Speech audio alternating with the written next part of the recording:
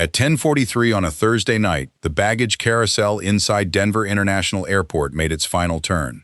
The rubber belt shuddered, slowed, and stopped. Every passenger from Flight 618 had collected a suitcase, except one woman standing beneath the fluorescent lights. Her name was Carol Mitchell. She was 59 years old, exhausted from 2 flights, and expected at her daughter's wedding before noon the following day. Inside the missing suitcase was a navy mother-of-the-bride gown, a pair of silver shoes, several old family photographs, and a handmade lace veil sewn by Carol's mother more than 30 years earlier. The gown could be replaced, the shoes could be replaced, but the veil belonged to someone who was no longer alive. Carol stared at the empty belt, as if the suitcase might suddenly appear from behind the black rubber curtain. It did not. An airline employee checked her baggage receipt, typed the tag number into a computer, and delivered a sentence heard in airports every day. The system says your bag arrived, but the carousel was empty. The storage room was empty. And the suitcase carrying one of the most important objects in Carol's family had vanished inside a transportation network designed to record almost every movement it made. Carol is a dramatized composite traveler representing the experiences of passengers whose bags have been delayed, misrouted, damaged, or declared lost. But the system surrounding her story is real. Every day, suitcases are accepted, screened, scanned, sorted, transferred, loaded, unloaded, and returned through a chain involving airlines, airports, ground handling companies, every bag, security teams, precision dance computers, to ensure it never gets and miles of conveyor belts. Most bags arrive exactly where they should. A small number do not. And when a suitcase fails to appear, the question is rarely as simple as, who took it? The real questions are more unsettling. How can an object carrying a unique tracking number disappear inside a system built to track it? Can a computer believe a suitcase is in one city while the physical bag is somewhere else? What happens when a paper tag tears, a barcode fails, or a connection closes before the luggage arrives? And if no one can reunite a suitcase with its owner, where does everything inside eventually go? To find Carol's bag, we must go back 7 hours, to the last moment she touched it. That afternoon, Carol arrived at a regional airport in Ohio with enough time to check in, clear security, and buy a coffee before boarding. She had packed carefully.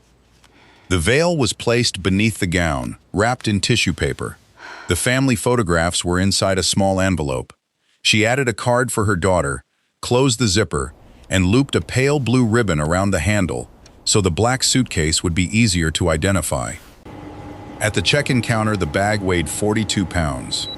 An agent printed a long adhesive tag containing a barcode, airport codes, a flight number, and an identification number. The agent wrapped it around the handle, placed the suitcase on the belt, and handed Carol a much smaller receipt.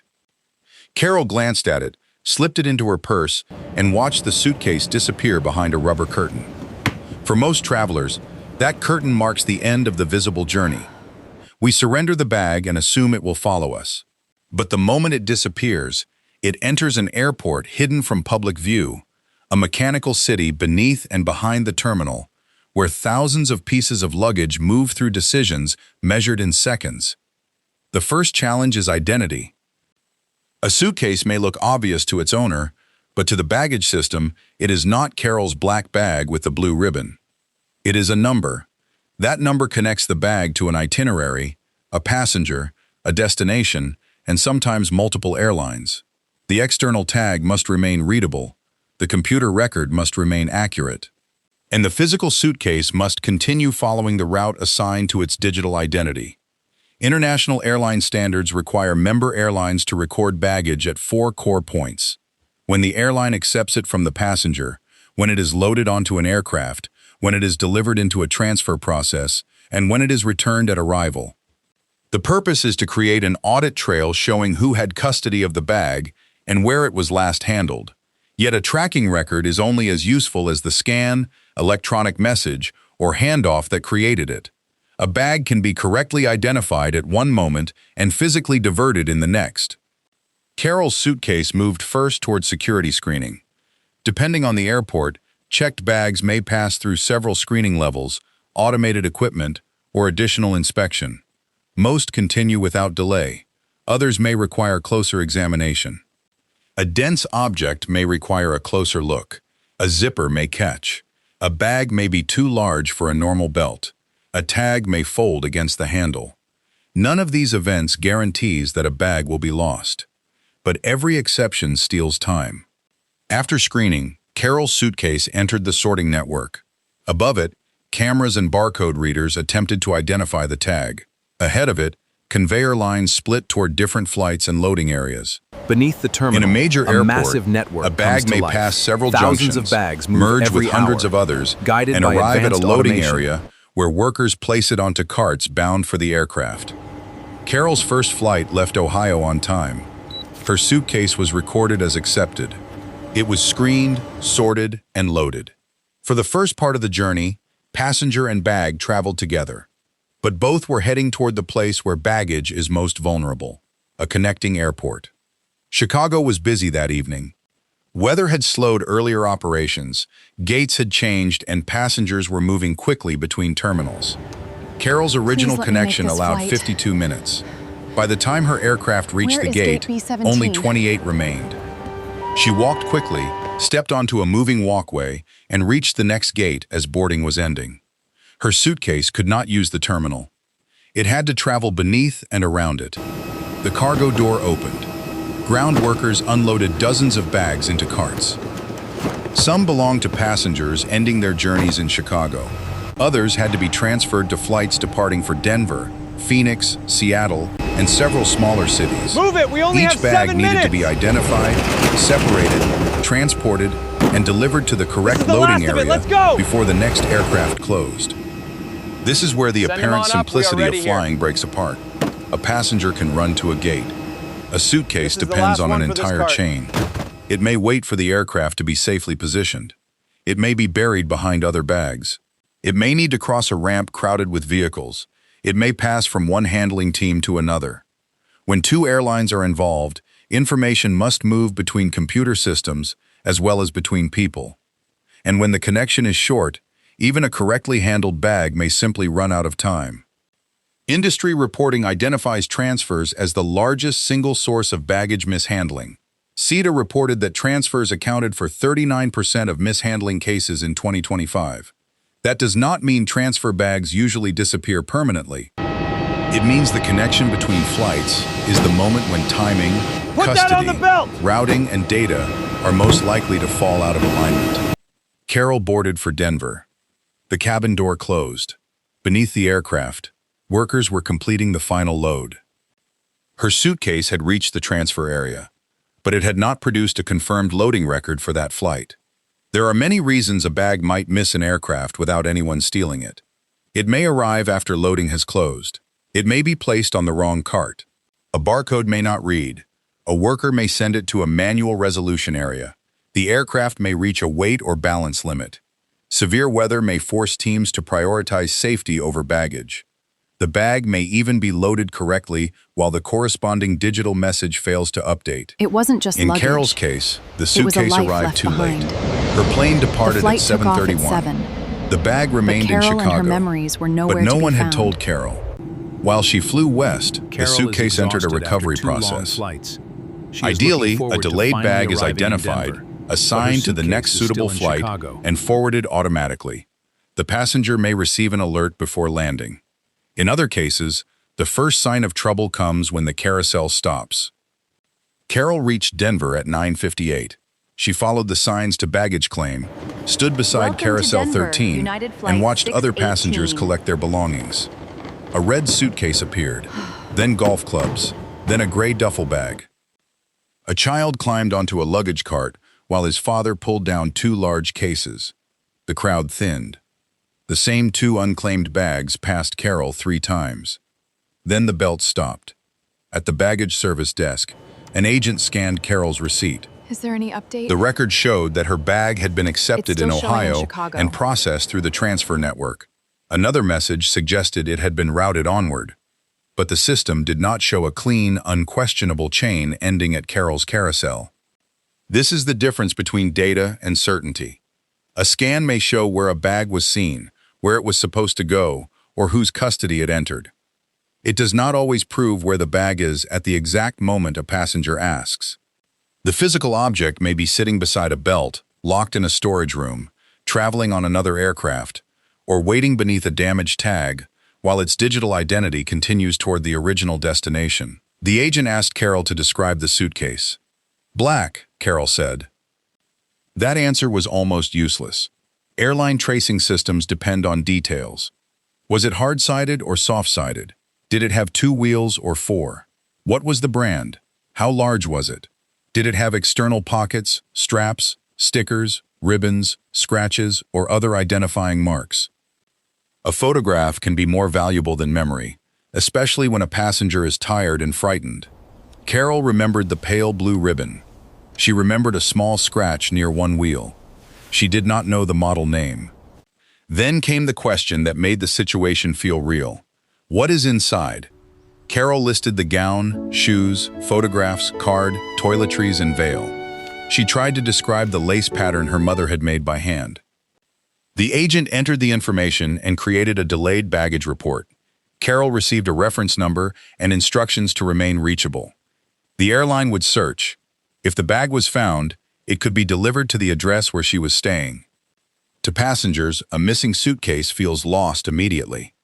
Operationally, it is usually treated as delayed while the airline attempts to locate and return it. U.S. guidance does not impose one universal number of days, after which every carrier must declare a bag lost. The timing can depend on the itinerary, the airlines involved, the tracing process, and the circumstances. Once a carrier determines that the bag is lost, compensation rules apply, subject to proof, depreciation, exclusions, and liability limits. Carol left the airport with her purse and the clothes she had worn all day. I'm so glad you finally made it. Her daughter Emily was Emily, waiting they outside. Lost all of my bags. Carol tried to smile before delivering the news. The wedding was less than 14 hours away. At the hotel, they opened the garment closet. Emily's wedding dress hung inside, white and untouched. Beside it was an empty wooden hanger where Carol's navy gown should have been. Emily offered to find another dress. A relative offered shoes. Someone suggested buying a new veil in the morning. But Carol did not want a new veil. Her mother had begun sewing the original when Emily was a child.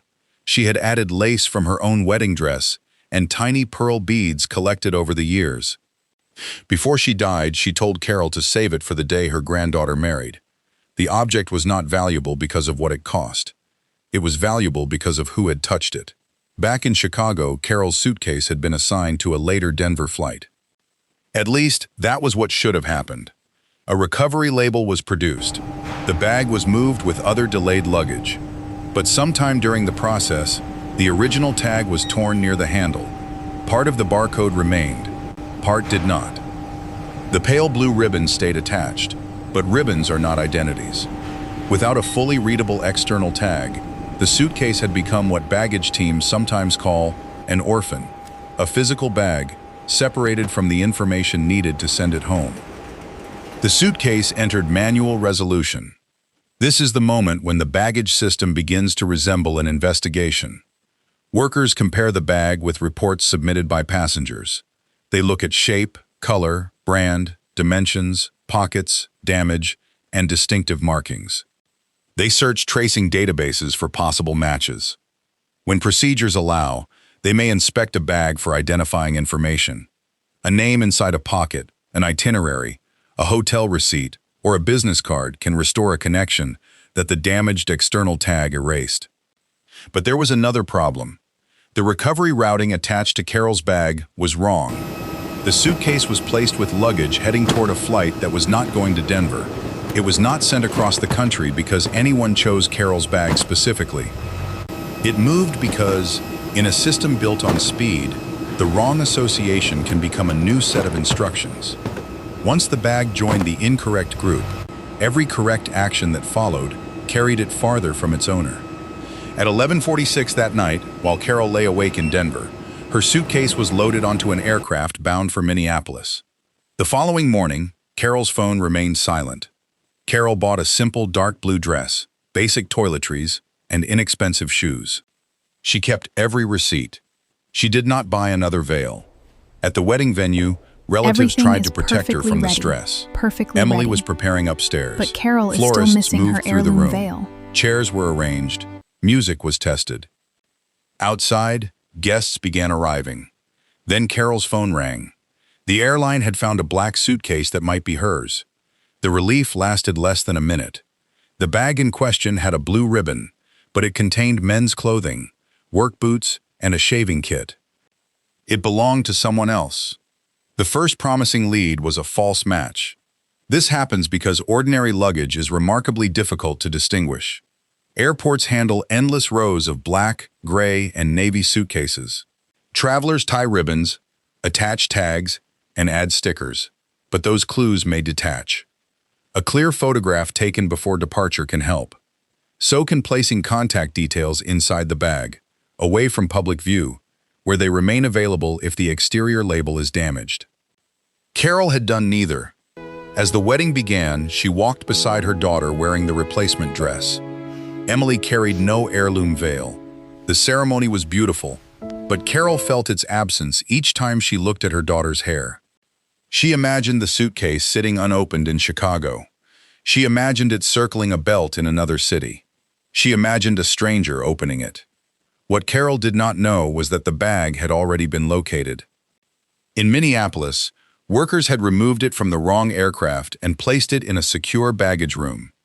It was one of many unresolved pieces of luggage, some newly delayed, some misrouted, some carrying damaged labels, and some left behind by passengers who had changed plans or failed to collect them.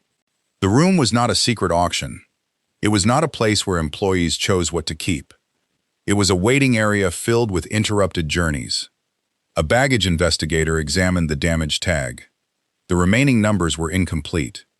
The suitcase description matched several open reports. The blue ribbon narrowed the possibilities, but not enough. The investigator checked an exterior pocket. It contained tissues, an old parking receipt, and a folded page Carol had printed at home. It was not her official itinerary. It was a hotel confirmation with her full name, mobile number, and Denver address. A sheet of paper worth almost nothing had done what millions of dollars in airport machinery could no longer do. It connected the physical suitcase to a person. The airline called Carol again. This time the questions were specific. Did her bag have a scratch near the lower left wheel? Was there a small envelope of photographs inside? Could she describe the shoes? Carol answered each question. The match was confirmed. The suitcase had been found, but it was still hundreds of miles away. Finding a bag does not mean it instantly returns. It must be re-tagged, routed to the correct airport, placed on an available flight, received at the destination, and assigned for collection or delivery. The recovery journey can include many of the same transfer risks that caused the original delay. Carol's bag was placed on a flight to Denver the following morning. At arrival, it was scanned into the baggage service system instead of being sent to the public carousel. A delivery contractor collected it with several other recovered bags. 6 days after Carol first checked it in, a van pulled into Emily's driveway. Carol opened the front door before the driver reached the porch. The black suitcase was scratched and dusty. The pale blue ribbon was still tied around the handle. A new label had been attached beside the torn remains of the old one. Carol signed for it, carried it inside, and opened the zipper. The navy gown was wrinkled. One shoe had shifted to the top. The envelope of photographs had bent at the corner. Beneath the tissue paper, the lace veil was still there. Nothing inside knew it had been lost. So what happens when a bag cannot be reunited with its owner? If an airline determines that a checked bag is lost on a U.S. domestic itinerary, the carrier becomes responsible for compensating the passenger for eligible contents, subject to depreciation and the maximum liability allowed by regulation. The current domestic maximum is $4,700 per passenger, although airlines may pay more. For most international journeys governed by the Montreal Convention, the current maximum is 1,519 special drawing rights, approximately $2,175, although the dollar value can fluctuate. These are liability ceilings, not automatic payments, and proof may be required. A traveler who says a suitcase contained $4,000 worth of clothing does not automatically receive $4,000. The carrier may examine the age and value of the contents, documentation, applicable exclusions, and whether certain items should have been placed in checked luggage. Airlines also warn passengers against checking certain valuables, medication, keys, critical documents, or irreplaceable objects. A compensation payment can replace some financial value. It cannot recreate Carol's mother's handwork. Even after a claim is paid, an unresolved bag does not necessarily move directly onto a sales floor. Airlines and their contractors follow tracing, claims, disposal, donation, recycling, and salvage arrangements that vary by company and jurisdiction. In the United States, one of the best-known destinations for some truly unclaimed travel property is Scottsboro, Alabama. There, a company called Unclaimed Baggage purchases certain unclaimed items through agreements with travel businesses. According to the company, airlines reunite the overwhelming majority of checked bags with their owners, and only a very small fraction remains unclaimed after an extended tracing period. The company says the process before acquisition can last roughly 3 to 4 months. Because these figures come from the company itself, they should be understood as its account of the process, not as a universal rule governing every airline or every missing suitcase. When the property arrives, workers sort it. Some items can be cleaned, tested, authenticated, and sold. Some are donated. Some are recycled or discarded. Electronics selected for resale are tested, and the company says personal data is erased before they are offered to new owners. Clothing must be evaluated. Luggage itself may be reused. A private collection of belongings is separated into categories: merchandise, donation, recycling, and waste. This is where the journey becomes emotionally strange. A jacket chosen for an anniversary trip may hang on a rack beneath a price tag. A camera that recorded a family vacation may be wiped and sold to someone who will never know the faces it once captured. A watch may be authenticated. A child's clothing may be donated. A suitcase that once represented one person's destination becomes inventory in another person's shopping trip. And that leads to the uncomfortable truth behind lost luggage. The system does not lose possessions in the same way people do. A person loses a memory, an obligation, or a piece of family history. A system loses a match between an object and a record. Once that match breaks, the suitcase enters a race. Can technology restore the link? Can a worker recognize the correct report? Can the owner provide enough detail? Can the bag be rerouted before another error sends it elsewhere? Most of the time, the answer is yes. The scale of the aviation industry makes even a low mishandling rate feel enormous. IATA cites 33.4 million mishandled bags in 2024, or 6.3 bags per 1,000 passengers. Mishandled includes delayed, damaged, lost, and pilfered baggage. It does not mean tens of millions of suitcases vanished permanently. CETA reported that in 2025, around 24 million bags were mishandled, while 5 billion passengers traveled globally. Technology also introduces a new expectation. Once passengers can watch a personal tracker move across a map, they may know that their suitcase is inside an airport, while the airline's process cannot yet release it. They may see it travel to the wrong city before an official notification arrives. The bag is no longer invisible. Is there any update? The frustration comes from seeing exactly how close it is, while still being unable to reach it. So what should a traveler do before handing over a suitcase? Begin by removing old barcode stickers and tags. A machine encountering multiple labels may receive conflicting information.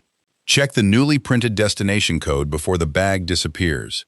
Keep the baggage receipt, even if the airline's app appears to contain the same details. The U.S. Department of Transportation advises travelers to retain their bag identification tag until their luggage has been retrieved. Take a photograph of the suitcase from more than one angle. Photograph valuable or important contents before closing it. A picture can show the brand, color, scratches, straps, wheels, and distinctive markings more clearly than a tired description given after midnight. Place contact information inside the suitcase. A name, phone number, email address, and itinerary or destination can help reconnect the bag with its owner if the external tag is damaged. Avoid displaying unnecessary personal information publicly on the outside. Keep medication, identification, keys, essential electronics, irreplaceable photographs, jewelry, and critical documents in carry-on baggage when airline and security rules permit. Checked baggage can be delayed even when everyone does their job correctly. The safest recovery is not needing an essential item recovered at all. When a bag fails to arrive, report it before leaving the airport whenever possible. Confirm the delivery address and contact information. Ask for the claim or tracing number. Save screenshots, messages, receipts, and the baggage fee record. Stay in contact with the airline, but understand that the agent at the desk may be working from the same incomplete digital trail that caused the uncertainty. Most importantly, describe the bag as though the person searching has never seen it, because they have not. Black suitcase describes thousands. Medium black soft-sided spinner with 4 wheels, a pale blue ribbon, a scratch beside the lower left wheel, and a hotel confirmation in the front pocket, describes 1. Carol's suitcase did not return because the system was perfect. It returned because several imperfect pieces finally aligned. A worker found the bag. A hotel confirmation survived in the pocket. A phone number was current. Carol answered the call. The contents matched her report. Another flight had space. A delivery driver reached the correct address. The veil returned 6 days too late for the wedding, but not too late for the family. A week later, Carol asked Emily to put on her wedding dress again. There were no guests, no musicians, and no ceremony. They stood in the light beside a living room window while Carol placed the lace veil over her daughter's hair. Then she took a photograph. It was not the image they had planned, it became the image they treasured. That is the final twist of Lost Luggage. We think the story is about a suitcase. It is really about trust. When you check a bag, you trust a label to remain attached. Beneath the terminal You lies trust a machines hidden to world. read it, Miles workers to of route belts it, track airlines every to bag, exchange a precision information, dance aircraft to to carry ensure it, it never gets investigators to find it, and strangers to return Thank you objects so they much. know I are can't believe important it's to finally someone they here. may never meet. Most of the time, that trust is rewarded so quietly that we never notice. The suitcase appears. We lift it from the belt. We leave the airport. Only when the carousel stops do we see the hidden system. Some bags are still at the departure airport. Some missed a connection. Some traveled on a later flight. Some were sent to the wrong city. Some are waiting in secure rooms with damaged tags. Some will be returned by delivery van. A very small number will remain unresolved long enough for their contents to be compensated, processed, donated, recycled, or sold. So where does your lost luggage really go? Usually it goes on a journey you never intended, through transfer rooms, tracing databases, storage areas, recovery flights, and delivery routes, until the physical bag and its digital identity find each other again. And in the rare cases when they never do, the suitcase does not simply disappear. It is slowly separated from its owner, then from its story, until the objects inside begin a second life with people who may never know where they came from. Have you ever stood beside an empty baggage carousel, waiting for a suitcase that never appeared? How long did it take to return, and what was inside that you were most afraid of losing? Share your experience in the comments. And subscribe to Iconic Chronicles, because the next time you walk through an airport, there is an entire hidden world operating just beyond the walls. And every journey has a story most passengers never see.